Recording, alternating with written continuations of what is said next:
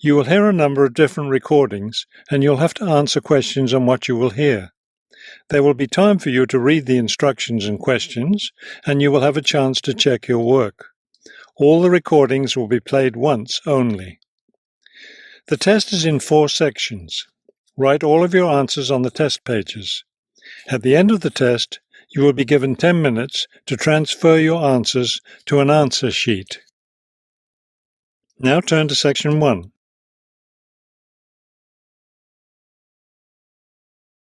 Section 1. You will hear a woman making a hotel reservation over the phone. First, you have some time to look at questions 1 to 4.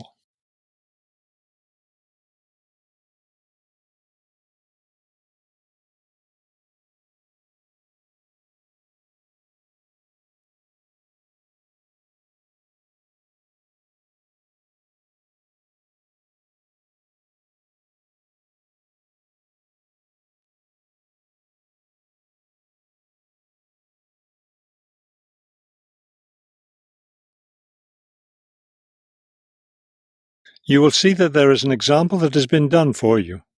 On this occasion only, the conversation relating to this will be played first. Good afternoon, Grandview Hotel. Yes, hello.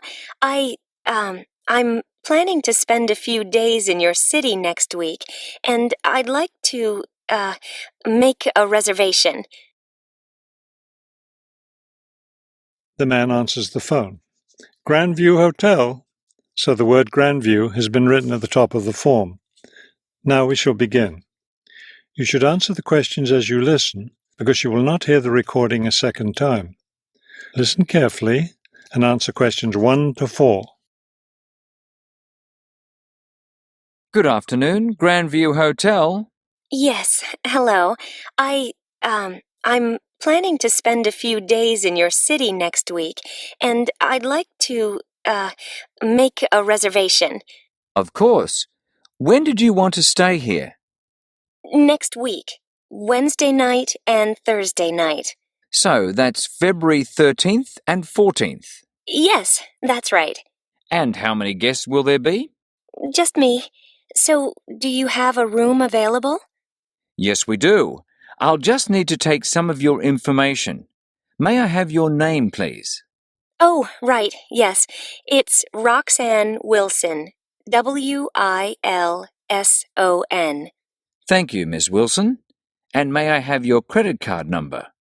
It's 233-618-9872. 9872. Got it. All right, Miss Wilson.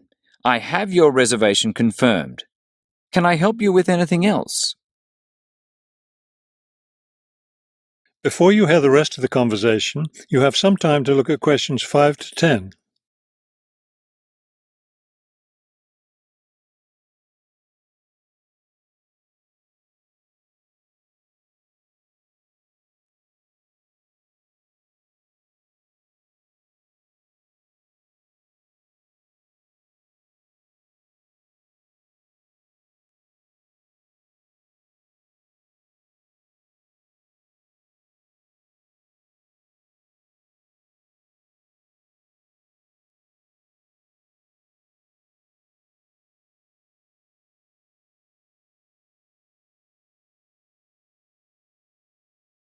Now listen and answer questions 5 to 10. Well, yes, I was wondering, since I'll have a couple of free hours Friday morning before I leave, is there anything interesting to see close to the hotel? Do you like museums? The art museum's very close by. I love museums, but not art. Can't stand it. I've heard your city has a very interesting science museum, though. Yes, but unfortunately it's closed in the winter. Are you interested in shopping? Sure, I love shopping. Are there any good stores nearby? Yes, we have a large shopping mall just 2 bus stops away. You take the bus to Monument Square, and it's just half a block from there. Just look for the post office, and you'll see the mall entrance next to it. Fabulous. What about lunch? I hear your city has good restaurants. Yes, there's a nice restaurant very near. It's just across the street from the park. Sounds good. I can have lunch, then walk in the park afterwards. I have one more question. What's the best way to get to the hotel from the airport? Subway is the fastest, of course. There are buses, but they're quite slow. I'll be arriving quite late, after 10 p.m. I thought I might have to take a taxi. The subway runs until midnight. Oh, good. Then I'll do that. Will there be someone at the hotel front desk that late? Oh, yes. The front desk stays open until 2. That is the end of section 1. You now have half a minute to check your answers.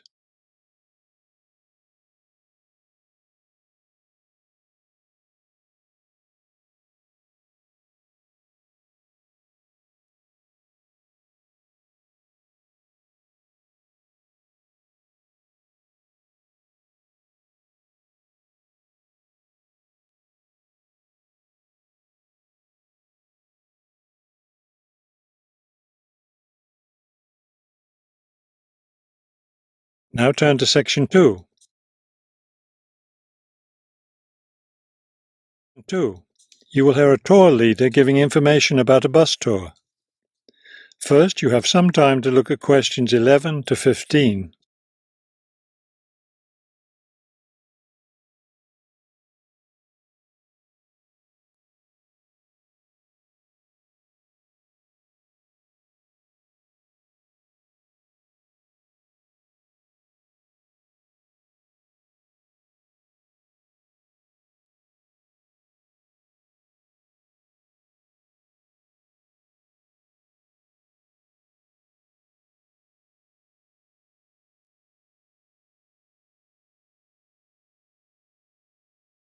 As you listen to the first part of the talk, answer questions 11 to 15.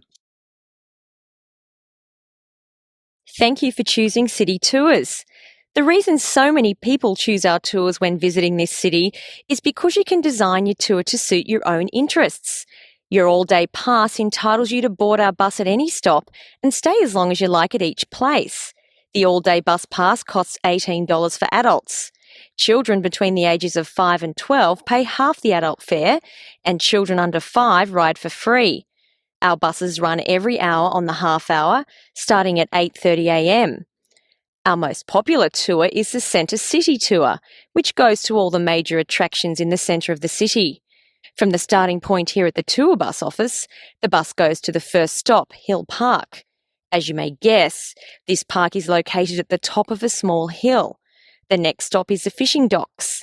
Following that, the bus goes on to the third stop, Bay Bridge, located at the foot of the bridge which crosses the bay. The fourth stop is in the shopping district.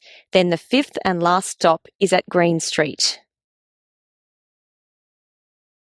Before you hear the rest of the talk, you have some time to look at questions 16 to 20.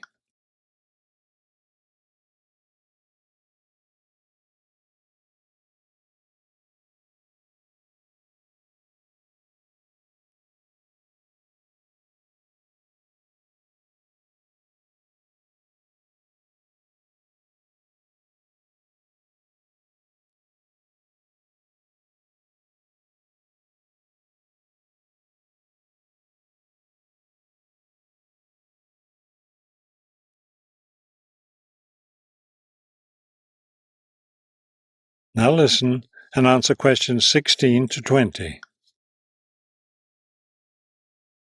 There are many interesting things to do and see on the Centre City Tour.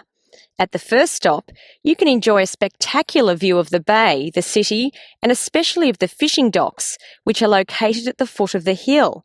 At the second stop, you can walk around and look at the boats. Fresh fish from the bay is also for sale here, since this is the place where the fishermen bring in their catch. The next stop is where some of the city's finest seafood restaurants are located, so you might want to plan a lunch stop here. You can eat fresh fish here, prepared in the traditional local way. The fourth stop is, of course, where you can do your shopping. Don't miss the opportunity to purchase some of our city's famous handmade baskets. You'll want to take several home as souvenirs of your visit to our city. Finally, at the last stop on the tour, you can visit one of the oldest buildings in our city, the theatre. This building was built over 400 years ago and is still used today as a place to see plays, musicals, and other performances, as well as our annual film festival. That is the end of section 2. You now have half a minute to check your answers.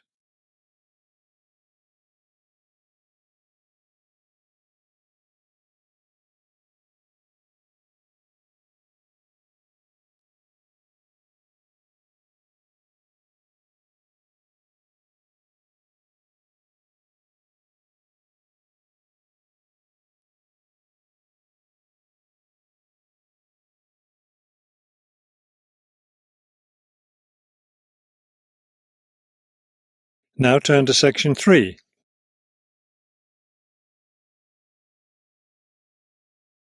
Section 3.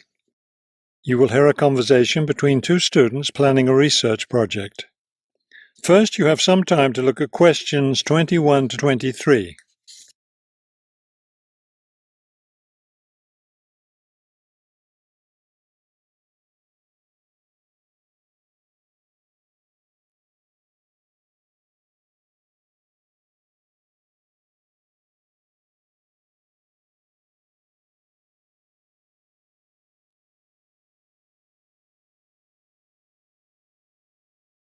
As you listen to the first part of the conversation, answer questions 21 to 23. We'd better start planning our research project because we don't have much time left before it's due. I know, only 3 more weeks. Is that all? I thought we had more time than that. Well, let's get to work then. Okay, so we agreed we're going to interview shoppers about their spending habits. Did we decide to conduct our interviews at the department store? We haven't decided anything definitely yet, but I think the shopping mall would be a better place. We'd get more of a variety of shoppers there. Yes, that's a good point. So let's do that. How many interviews did the professor say we had to complete? She said at least 30. That sounds like a lot, doesn't it? Yes, but if we divide it up between the two of us, that's just 15 each. That's not so bad. Before you hear the rest of the conversation, you have some time to look at questions 24 to 30.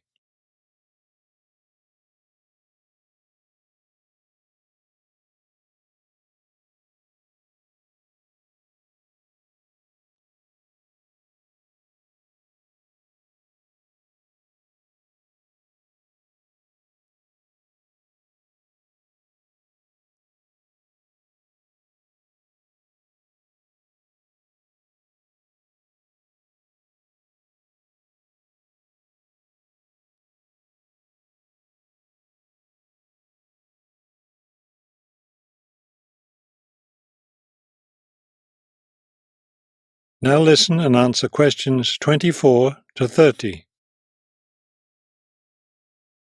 Okay, so I guess we'd better start designing our questionnaire. Well, we have to do some reading first, don't we? Didn't we say we were going to compare our results to the results of a government study? Right, the government study about how the economic crisis has changed people's spending habits. We want to see if we get similar results. Yes, so we'd better read that first and then design our questionnaire. Then I guess we'll be ready to go out and interview shoppers. No, don't you remember? The professor said she had to approve our questionnaire first before we actually conducted the interviews. Oh, right.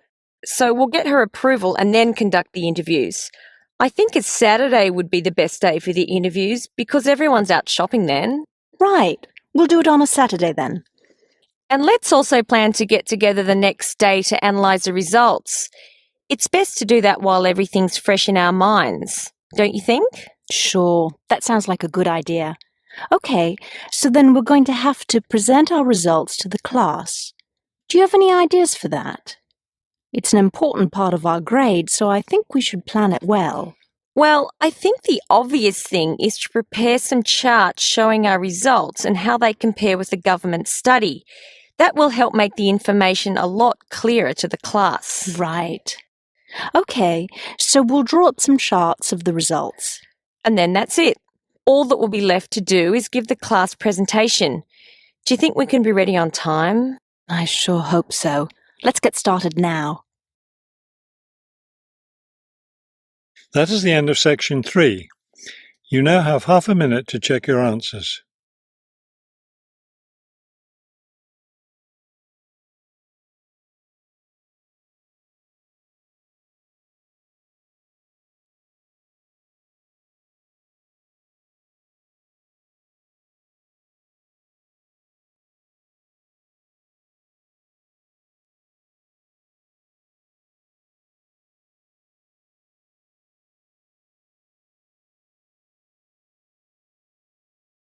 Now turn to section 4.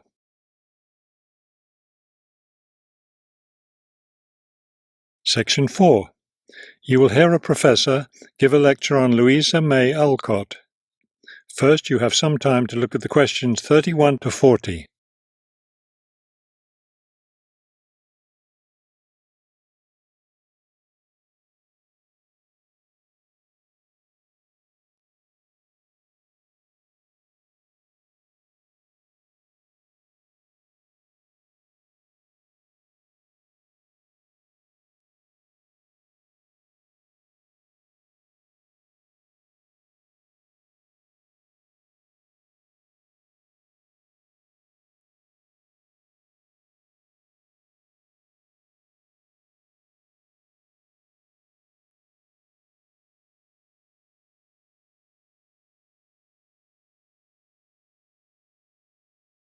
Now listen carefully and complete the timeline in questions 31 to 40.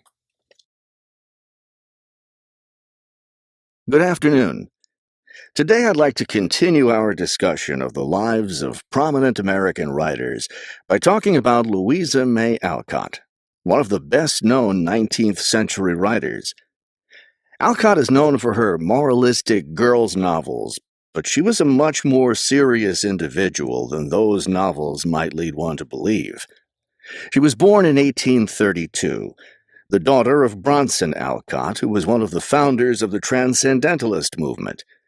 Bronson Alcott was a philosopher, but not a provider, and the family lived close to poverty.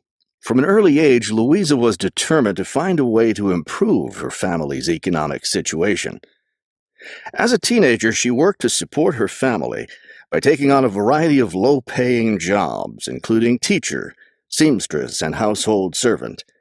Alcott also started writing when she was young. She wrote her first novel when she was just 17 years old, although it wasn't published until many years after her death. It was called The Inheritance. In 1861, the Civil War broke out. Alcott worked as a volunteer, sewing uniforms and bandages for soldiers. The following year, she enlisted as an Army nurse. She spent the war years in Washington, nursing wounded soldiers at a military hospital. While working at the hospital, she wrote many letters to her family at home in Massachusetts. After the war, she turned the letters into a book, which was published under the title Hospital Sketches. She also wrote numerous romantic stories, which she sold to magazines. Around this same time, she was offered the opportunity to travel to Europe as the companion to an invalid. When she returned home from Europe in 1866, she found her family still in financial difficulty and in need of money, so she went back to writing. Her big break came in 1868, with the publication of her first novel for girls, Little Women. The novel achieved instant success, and the public wanted more. From then on, Alcott supported herself and her family by writing novels for girls. It wasn't the writing she had dreamed of doing, but it earned her a good income. Alcott took care of her family for the rest of her life. In 1878, her youngest sister May got married. A year later, May died after giving birth to a daughter. Louisa Alcott raised her sister's orphaned child. In 1882, Bronson Alcott suffered a stroke.